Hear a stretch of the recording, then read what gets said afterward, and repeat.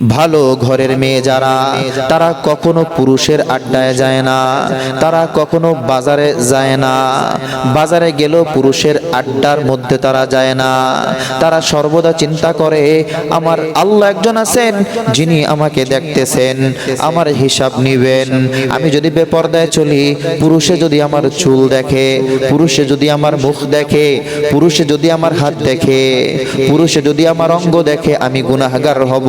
আল্লাহর সামনে কি জবাব দিব? ভালো ফ্যামিলির মেয়ে যারা, তারা সর্বদা পর্দা করার চেষ্টা করে, পুরুষের আড্ডা থেকে বেঁচে থাকার চেষ্টা করে।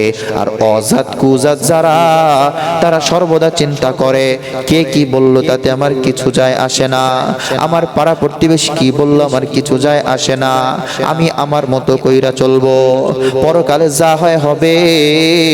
তারা দুনিয়ার চিন্তা করে, পরকালে আল্লাহর সামনে দাঁড়াতে হবে, এই চিন্তা অজাত কুজাতের মেয়েরা কখনো করে না।